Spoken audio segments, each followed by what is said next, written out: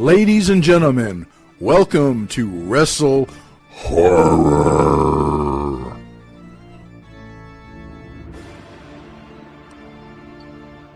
Greetings, viewers and listeners. Meathook Jim here. And with me, as always, my co-host, Donnie Hoover. Donnie, what's going on, man? Oh, man, just hanging out. Got my new microphone, so I'm testing it out tonight, and hopefully I sound a lot better and not like I'm yelling in people's faces. You sound a lot better. And on this episode of the WrestleHorror podcast, we're going to lean heavily towards the horror side. And let me introduce our guest. His name is Joseph Bodkin, or you may know him as Pongo Joe. Joseph, how are you? How are things? How's Pongo Joe doing? Hey, I'm doing really well. There's been a whole lot going on this year, but there's still going to be a Halloween regardless, and I'm excited about it.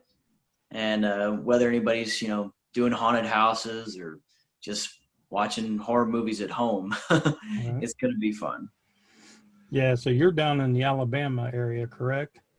Yeah, I'm in Birmingham, Alabama. Okay, so what's like I told you off air, we've talked blue till we were blue in the face about the Ohio haunt scene. What's the haunt scene down there in Alabama? So we usually have a good amount of haunts to go to for the season. Of course, with the pandemic, structurally, every haunt is different. So some were able to open, some were not. The OG haunted house, it's a national landmark that they turned into a haunt. The Sloss Fright Furnace, which was featured on, I think, Scariest Places on Earth. It's not going to be opening this year. And in fact, the national landmark itself, you can't even walk around. But we do have, just kind of like the standard, hey, we got a building, we got a warehouse haunt. Those are going to be opening with definitely, some tight restrictions and stuff. We got Warehouse 31, we got Atrox Factory, Nightmare 3008, which is a haunt that it's like 5 minutes from my house. We're actually very saturated with haunted houses. So even the ones, unfortunately, that, aren't going to be able to open, we're still going to have plenty of haunted houses to go to. So I'm assuming you're going to be working this year then, if they haven't already started. Yes. I am working, but I am very much tightening the season up. I do a lot of freelance. I travel for haunted houses, and I went just for like the preliminary opening weekend, which is always the last weekend in September. I went for one night at Nightmare 3008 and had a good time. It's definitely different, but I'm still going to be traveling this year. I'm going to be going up to North Carolina next weekend for Lake Hickory haunts. Okay. And then I'm going to be back down in Tennessee, and then I'm going to end the season going back to North Carolina. Just the 3 weekends. I'm not doing like the 2-month long haunted house season that it's become. It's just it's definitely a lot this year, and I'm just trying to keep it tight myself. Okay. Well, let me ask you this. It's going to be kind of a 2-part question here. Actually, it's just more of a comment than a question. First of all, I see you over Instagram all the time. I mean, I don't have a day goes by I don't see a Pongo Joe post somewhere on Instagram. And I'm not complaining, don't get me wrong. But it's just that leading up to my question is, what inspired the Pongo Joe character? Okay, so that is an interesting question. Well, to give you the cut and dry version, I've been haunting since 2010. And it was only around 2015 did somebody finally convince me to try out a clown character. I was always adverse to doing the clown characters. I thought overrated. I don't want to do that. But a lot of my fellow actors were like, well, you have this great laugh. I think you should try it out. Don't knock it till you try it. And so I tried it out and I had a great time. And he eventually evolved into this character that I started doing my own makeup. I had to learn how to do my own makeup. And I just started just kind of constructing this very kind of black metal, kind of King Diamond inspired clown. And I started putting spots and stuff all over him. And one of my fellow actors said, "Oh, you look like Pongo the dog from 101 Dalmatians." Okay. And that's what stuck. And I wasn't like using Instagram very much until 2015, 2016. And I was like, I kind of want to do this right. Instagram kind of has like a standard. When you go on there, it's like super nice quality pictures. It's a very visual platform.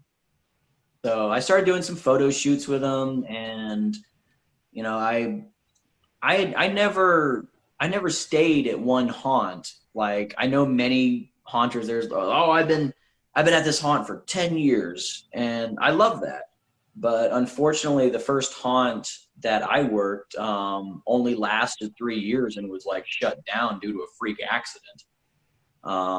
So I had already was like on the cusp of going to different haunts, and I just liked it so much. I was like, no, I kind of want to explore, and I want to travel.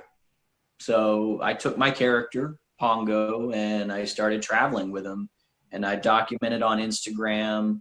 And sometimes patrons would get video of me, and I would edit that together and put some fun music to it. And people were like, "Whoa, this guy's insane. He's like scaring people. He's sliding." And it just started picking up from there. And other haunts would ask me to come out, and I just kept doing that. And I've found it a lot of fun ever since. Well, I know that you just mentioned sliding, and I know Donnie had mentioned it earlier. So, Donnie, I'm going to throw that question over to you. Yeah, I was going to touch on that a little bit because, like I said, here with the podcast, we always try to pick the people's brains that we're interviewing and talking with, and see if we can't pull out a gold nugget or two from people on different topics.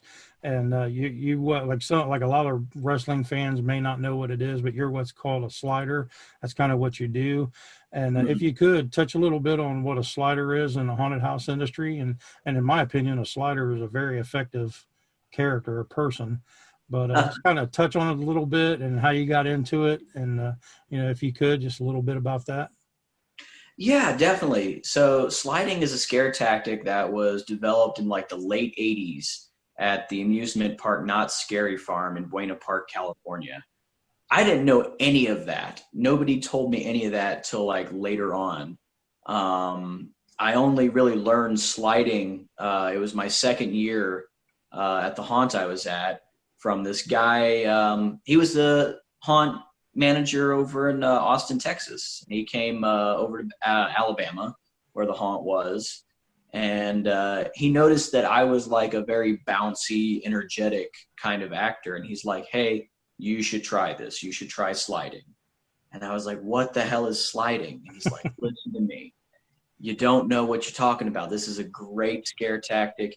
He gave me some knee pads. He gave me some steel toe boots, and he took me out into the midway that we had, and he taught me how to slide, which is basically running, throwing yourself to the ground at people, and making a big loud noise and scaring them.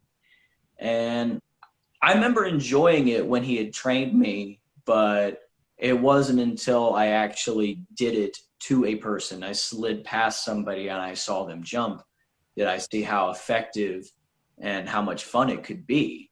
And since then, there's been so much development. Sliding made its way all the way from California to the South to the Midwest. Sliding is pretty much everywhere now. And there's so many little bells and whistles now.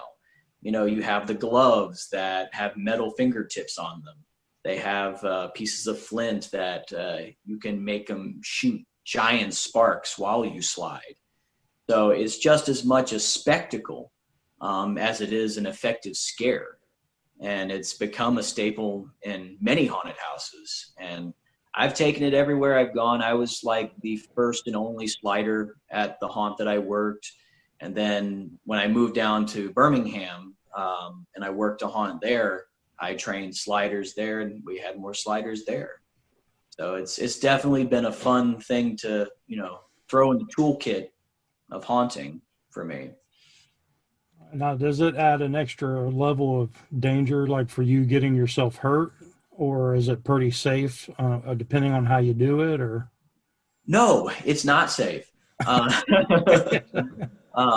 It's very dangerous, and you really have to be careful when doing it. One of the biggest things is duct taping the knee pads to your legs so they don't slip down, because at any moment you could hit a rock, you could hit a crack, and that knee pad will go down and you'll get a nice road rash on your knee, or worse. I've gotten to the point where I'm not getting hurt definitely as much. There was a lot of pitfalls and trial and error because, I was trained, but it was by a guy who didn't do it a whole lot, and I had to kind of fill in the gaps.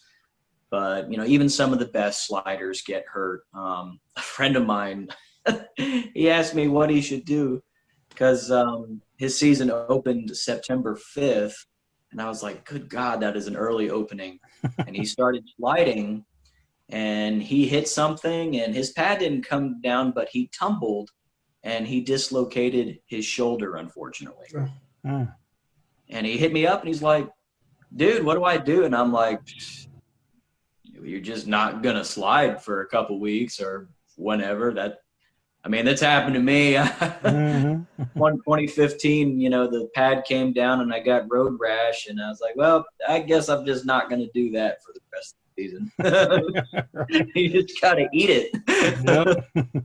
Got to improvise. Mm-hmm. So it's definitely hard on the body, just like pro wrestling is. Mm-hmm. Yeah. So, go ahead, Jim. Sorry. no, go ahead, Donnie. I was just going to say, what would be one, like the best tip you could give about for somebody that's wanting to learn how to slide, or is already doing it, or something like that you've learned in your experience doing it? Because I've seen your videos and you, which I want to touch on your videos in a little bit here too, but I've seen your videos where you're out sliding and you're practicing you're showing off the gloves and how they spark, and you're basically practicing and doing that. Just, what have you found to be the like a big tip to give somebody to help them either stay safe or get an effective scare, or both, or whatever? Well, definitely one of the biggest things that I've learned is you have got to have somebody there to train you, or at the very least, supervise you. I can't tell you how many times I'll just get a random picture on Instagram and there'll be just somebody's bloody knees and be like, hey, I messed up. What'd I do? And I'm like, why didn't you message me earlier? And it's very hard to teach over text, or, even doing something like this, even though we have to. But it's definitely something that I would advise anybody who wants to try it out. Watch some tutorials. You can watch the ones that I have. You can watch the one that Netherworld has on YouTube. Watch them and have somebody there with you in case you get hurt, because you will get hurt. You mentioned Netherworld. Have you yourself had the opportunity to work there? Yes, I have. I have been a guest actor at Netherworld since 2015. Okay, cool. I was just curious because I did it one weekend when I was down there about 4 years ago. Yeah, it's awesome. Oh yeah, it is incredible. Working the queue line is something else at that place. Mm-hmm. So, besides Pongo Joe, what other kind of characters do you have? So I've been trying to release a new character every year, and I've been trying to because everybody got so accustomed to Pongo and my curly hair, and it became like a mascot on a cereal box. So I really had to change it up. And my buddy who works at Not Scary Farm out in California, he's got this great mask line that he makes. His company's called Inferno Effects. And I started looking at his masks and I was like, man, these look really unique. They're not the same ones that I see all the time. I love Shattered FX, Immortal, and all those friends, CFX, but I've seen them a lot over the years, and I wanted something that was just a little bit different. So I got his goblin mask, and I was surprised. I was very inspired by the little troll in Cat's Eye, the Stephen King movie. Mhm. And I wanted something with jingle bells, and I wanted, to be very creepy and weird. And to my surprise, everybody had such a big reaction to him. They're like, Jesus, this guy is super weird. I don't like him. And I started using him and I was getting different kinds of scares. Just the very weird, just childlike things. And it was that was a really cool character. And that was one that I could play. And then last year, I wanted to be the intimidating monster because I've never had a chance to be that. I am 5'7". That's why I slide, because I have something that I could, scurry around your feet. But I wanted a Terminator-like character. So I got another mask from Inferno Effects, and it was this really cool skull mask with horns. And I was like, man, I could make a really badass Western character with him. And I started drawing and just making up concepts. I gave him an old duster. I started learning how to gun spin. Because, let's face it, after you scare somebody in the queue line, what else is there? You got to keep entertaining them. They're going to be in the line for 2 hours. So I wanted to flesh out, the kind of entertainment that I could do. So with the Hunter character, I could be intimidating, have that kind of Terminator-like vibe, and I could spin my revolvers, like Old West, and scare people and entertain them at the same time. Those were really the first 2 characters that I created, and I thought, okay, I should keep doing this. I should keep making and going in different directions. So this year I came out with 2 characters instead of 1. A new makeup character, vampire. I wanted to do a different take on a vampire, so I made him this 70s groovy kind of dude. And then since most haunted attractions, especially if they're opening, you got to have a mask on. I thought, oh, this is perfect for me. I can just pull out one of my masked characters. So I made a new character. He's got a giant smile. His name's Mr. Nope. He's got big old eyes and he looks crazy. He carries around a little Pee Wee Herman doll.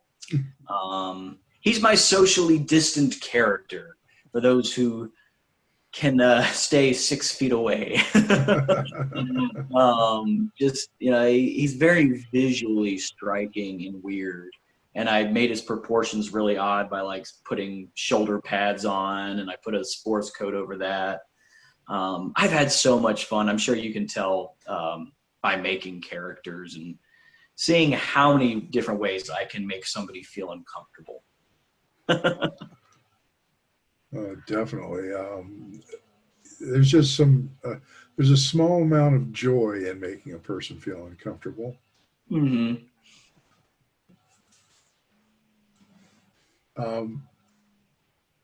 So Donnie, Mm-hmm. now's a good time to ask that question.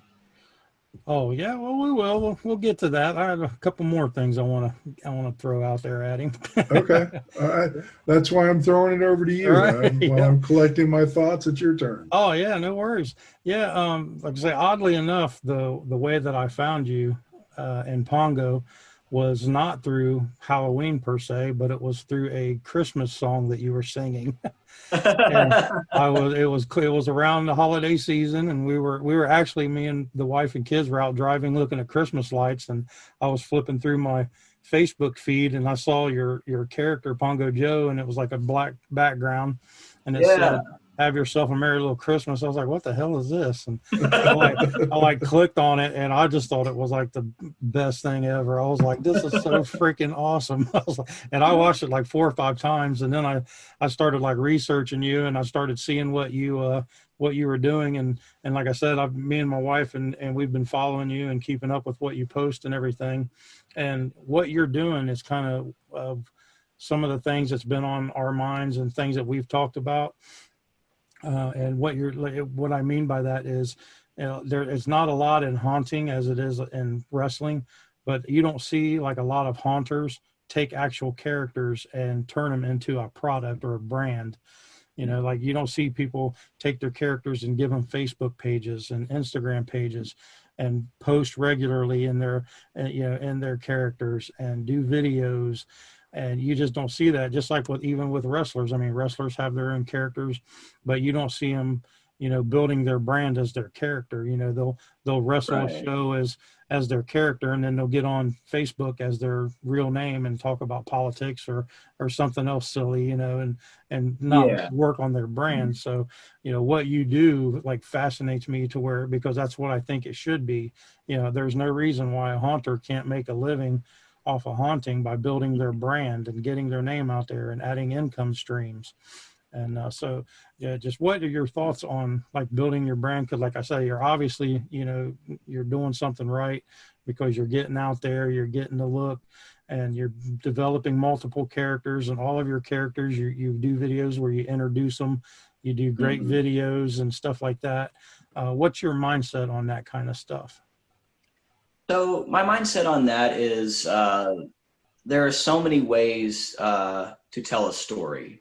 You can tell your story, at a haunt, but, it's usually through just this kind of narrow lens. I went to school for acting and theater and all that. And the more you go along with it, and the more you start taking these rides down these different paths of acting, you notice that they actually don't like intersect a whole lot. I took theater classes and I took film classes, but the film and theater folks never really mixed that well. And some didn't even like each other, which I think is sad, because there are so many ways to tell a story, and I think it's all valid. And how you tell your story, on a stage is going to be different than how you would tell it on, a screen. And there's something for everybody. I love the live theater, but I also like the film. So telling a story that can be, molded and developed, can just go so much further when you're doing it on film. Eventually, the live theater and the film just starts kind of supplementing each other. Because I'll go out this season and I'll do my scaring thing, and people, who have seen my videos and they've seen it, they'll be able to connect. They'll be able to, bridge that gap. They'll be able to see it in person and get something that they don't get, when they watch the film stuff.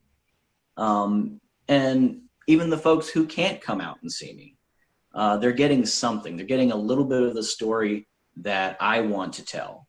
I always have a lot of ideas. I've always been a storyteller, and, these platforms, there's so much potential in them. And even like the different ones, you're telling a slightly different story when you post on Facebook. You're telling a slightly different story on Instagram, because they have their own little brands, and you're posting something through their lens. And there are different audiences. There are some people who just have me on Facebook, and that's all they'll ever know of me. And there are some people on Instagram, that crowd can be very different, who just have me on Instagram. And TikTok is a whole different animal. I guarantee you that my audience on TikTok is completely different, with maybe like a handful of haunted house folks and horror people on there. And with different audiences, you get different ideas. I've been fueled so much many times being out there haunting, being able to improvise, but I get fueled by, my online audience as well. And they've been so helpful in thinking of new ideas, or I'll put something out there with no context, like the vampire video. And I'll get all these comments saying, oh, it reminds me of this. Oh, is it that? And they'll give me an idea that I never thought of. And it just grows, and it grows faster and larger than I could have ever really imagined. And I was like, I'm going to keep doing this. It's a lot of fun, and it's a way to challenge myself, like creatively. Sorry. And I definitely, I think there's a lot of value building a brand around, a product. And it's not just the character that I have. I like to help out. I love this industry. I like to get my hands in different parts of it, like making props. I make the slider gear. I make the metal gloves.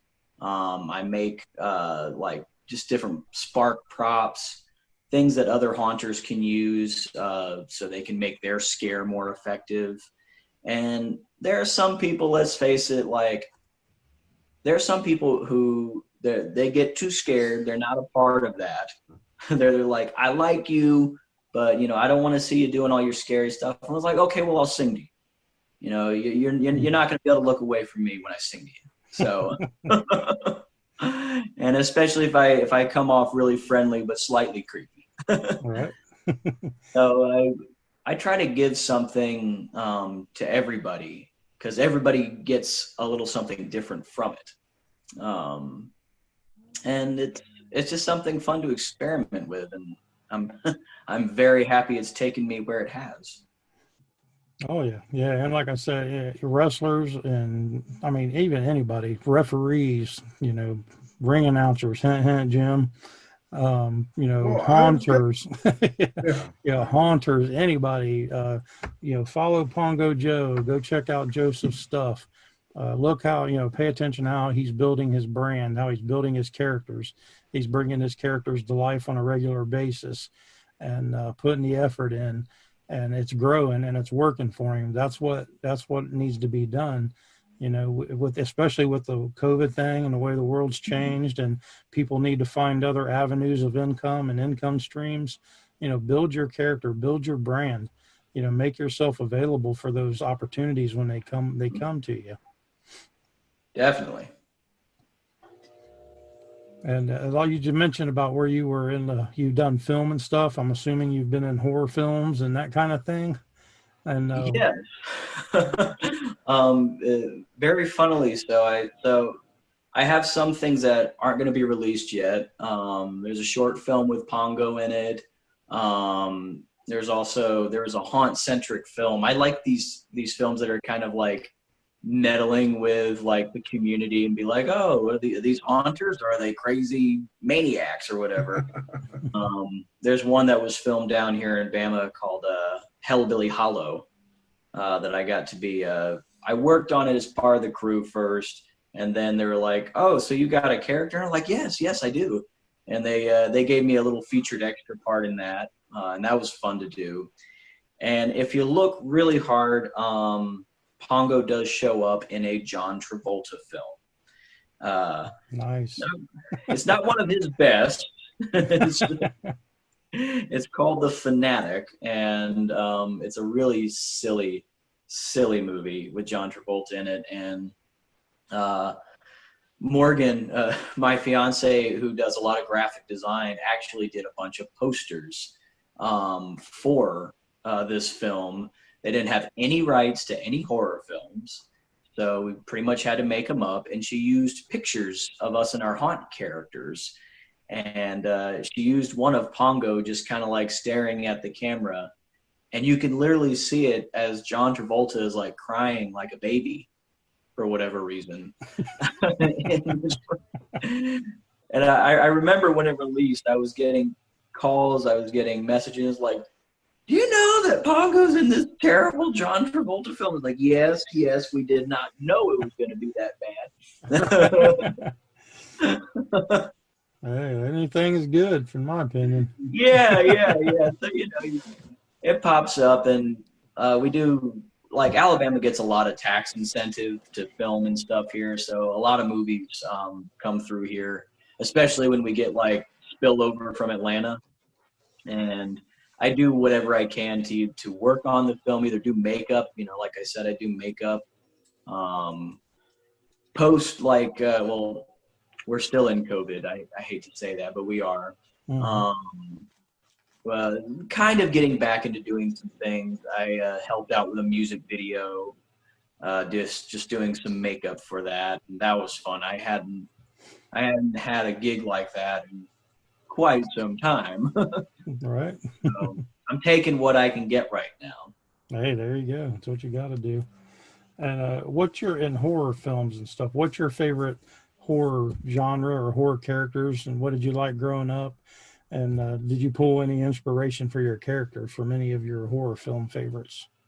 Oh, yes, definitely. I was raised on a lot of the 80s horror films, even though it terrified me at the time.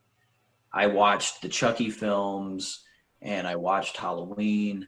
I take a lot of inspiration. I'm a big Chucky fan, just because he was such an animated. I mean, if it's going to be a killer doll, he's going to have to be a pretty animated character. And Brad Dourif is such a great, like, actor, but voice actor in general. And I love Chucky. I love anything that has to do with the voice, like the Scream films. It's really funny that, like, Wes Craven had to, like, reboot himself so many times and kind of, like, reinvent the wheel. But I definitely love the Scream films. I love the kind of transferring that kind of that playful, like, attitude that, like, Ghostface had, and even to some extent Freddy, just kind of like playing with victims. And you can have those really weird and creepy interactions with guests at a haunted house.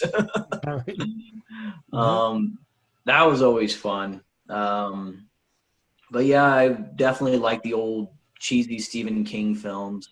Like I previously mentioned, I love Cat's Eye. The little troll in there used to give me terrible nightmares. And I love Gremlins. I love anything Gremlins. I've been waiting on a sequel for years that probably won't ever come. But I take a lot of inspiration from those kind of little creature horror films. Nice. There's a couple of things I wanted to mention. First of all, sorry, I'm itching the eye. You aren't that old, but you're definitely an older soul because you appreciate the 80s. Mm-hmm. And which I, of course, was in my teens to my 20s during the 80s. Mm-hmm. But you mentioned Chucky, and it always tickles me when I hear Chucky, because Donnie's going to tell you a story about Chucky. Oh yeah, well, my mom was a big Chucky fan before she passed. So one Christmas I got her like a life-size Chucky doll, and then after she passed, my sister didn't want anything to do with it. She's like, "Here, you can have your doll back." So I have the doll here in my closet. Well, we've done it twice now, and we're probably cruel for doing it, but I mean it's funny, and she's got a good sense of humor about it. My granddaughter is who I'm referring to, and. So the first time we did it is we wrapped Chucky up in a box, and we had it to where he was folded. So when you barely taped the flap. So after she opened it and she opened the lid, like the legs and the arms would, the head and the legs would come popping up.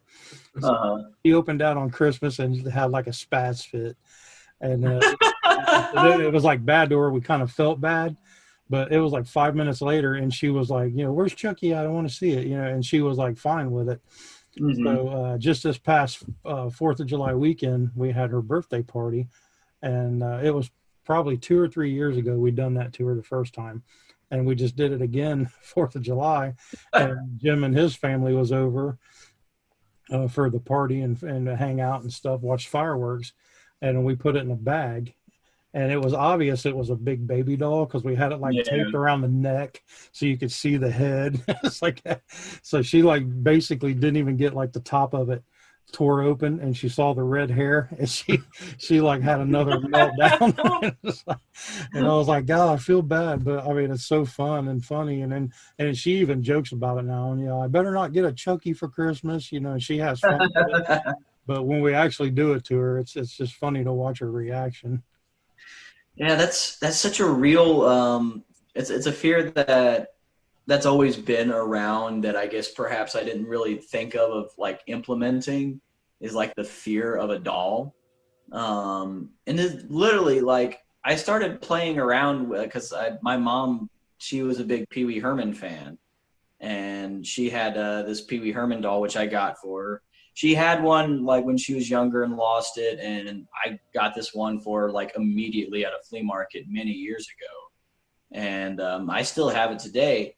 And his voice box is broken and it sounds terrible. Every time you yank the little pull string, it goes, and you're just like, Jesus. And I was like, whoa, wait a minute. What if I took him to the haunted house with me? And what would people think of him? And good God, I did not realize how many people could be freaked out over a Pee Wee Herman doll. Um, it works. It's simple. It's ridiculously simple, but it's just one of those fears that somehow latches on to people. Oh yeah. Yeah, going back to horror films, I guess I'll go ahead and throw my question out there to you. We've been doing here the last few episodes, and it's basically just a general question. If you were the main horror character, the main serial killer in your own horror film, what would your go-to kill be? Go to Kilby. Uh, you know, I don't know. I don't know if this counts, but like when like Billy's mom in the Gremlins like was like finding all the Gremlins in the kitchen, and then just chunked that one in the microwave, and then just like watch it blow up like a balloon. Mm. Yeah, I think I'd like to nuke something. No. That sounds really weird, but it was just very interesting to me. There you go. So you had to make a big enough microwave to fold somebody up and put them in there, huh? Yeah, or like just something weird, like like the Fly, just like this big device, and like you send them through one end, and then they come out the other, just looking messed up. Oh, that's funny. So, Joe, tell us more about how people can find out about you, your characters, Pongo Joe, where you're going to be, all the good social media stuff. Yes, definitely. It's gotten so expansive now. So I'll try to lay it all out as simple as possible. You can find me on Facebook. I have a business page at Pongo Joe. You can find me on Instagram. And now, as of like, it's like I've had it 6 months. You can find me on TikTok, as well as YouTube. YouTube is like where I really try to narrow it down, because I've had people ask me, "Oh, well, where's that one video of you singing? Or where's that one video of you doing this?" And it's like I have it on a nice, easy to find playlist on YouTube. And I don't give that channel enough, even though I do post there and I keep it all there. But yes, I'm definitely on YouTube as well. As far as the haunt tour goes, I'm going to be at Lake Hickory Haunts in North Carolina this weekend, October 2nd and 3rd. And then I'm going to be at Miller's Thrillers in Tennessee, which is another good haunted woods. That's going to be October 16th and 17th. And then finally, I'm going to be back up in North Carolina for Woods of Terror. which is one of the biggest woods haunts I've seen. And I'm going to be there October 23rd through 25th. And that's where I'm going to be this season. All right. Donnie, any last things for Pongo Joe? Yeah, if you could, like I said, we've been trying to pull out some gold nuggets for the people to maybe pick up and use. And we talked about the sliding character development. What kind of good, like I said, because you have some interesting characters, and then the way you make the videos for them are fascinating to me, and the way you build your brand. Any good tips on like character development or brand development? Yes, definitely. When it comes to characters, you really got to start small. Sometimes, it can be as simple as, like, for example, you're watching a movie, and we all love movies. It doesn't always have to be a horror film. Like my Goblin character, even though like he's inspired by a lot of things, one of the main things, which you might not think of, you got to think outside of the box, was Ed from The Lion King. The crazy, weird hyena, just like the weird laugh and stuff that he had. Just picking up little tiny things here and there and just kind of putting them in your grocery basket. Put it in there, put your own spin on it, mix it up, mix and match, and watch it grow. And it'll start growing. You'll start your costume real simple, and then you just start adding layers. It's all about layers. And as far as brands go, I can't stress this enough. No matter what platform you're on, whatever media, if you're doing pictures or you're doing video, it's got to be high quality. It's got to be HD. I would definitely recommend finding your local photographer and making sure, they can capture the character that you created. Everything's a collaboration. You can't do all this by yourself. I've had many different people take pictures of me. I take pictures. There's so many things that you really do have to put your fingers in a lot of different things to get what you want, especially when building a brand. And there's a lot to be said about timing. You definitely got to make sure you're posting at the right times. When is your audience active? Are they, are all of them night owls like many of us are in the horror community? Should you post at night, or, do you have something that somebody's going to look at 9:00 in the morning? These are little things to think about when building your brand and, making a character. Very nice. Great advice. Yes, and absolutely. For your videos, do you have like one videographer that you work with, or do you film it all yourself, or what do you do for your videos? Because I love your videos. They're, like you said, they're high quality. They're really nice. A lot of fancy graphics and all that stuff. Backgrounds are always on point. What do you do for that? So definitely, work with as many different people you can. Morgan, who I previously mentioned, she has shot many of my videos. She's a videographer herself. She works full-time, and she's done many of my videos, but also my good buddy TJ at Erratic Aperture. He's done the videos. He's also done the pictures, and everybody has a different style. I've filmed a lot of things. There's a lot that I've personally filmed and edited, and a lot of my, shots and stuff, the kind of vision that I want. You really got to kind of map these things out and work with somebody on capturing, that vision that you have, and, work with them. They may know something that you don't. They're the videographers. So, it's their job to really capture you the best way that they can. So, yeah, it's definitely something you got to reach out to people. Very cool. Very cool. So anything else you want to touch on, Jim, or did you cover all your questions? No, I got my questions. I appreciate, I will close out with a comment. I will say I appreciate you, Joe, for doing what you do and for trying to build your brand the way you're doing it. Mm-hmm. I wish more people would try to do that, which is something Donnie's already alluded to. But I admire you for doing that. And just the sheer fact that I see you pop up on Instagram all the time, and I had no idea who you were for the longest time. you're making a name for yourself. Are there any plans for you to probably in the future venture outside the South and maybe work further north and west during Halloween season? Definitely. I have ventured outside the South before. Last year I was at Queen Mary's Dark Harbor in California. Okay. And I have gone to Midwest. I've done the Chicago haunt, like Massacre Haunted House. And I definitely want to venture up towards, like I have some relatives and stuff up in Pennsylvania. I definitely want to go up to the Northeast again. I definitely want to get out and also go to another country and bring my scare to the UK. I've been definitely talking a lot with some of the UK folks, and they're fascinated with haunted attractions. They have many of their own there as well. That is a big goal of mine, is to do haunted houses like in other countries.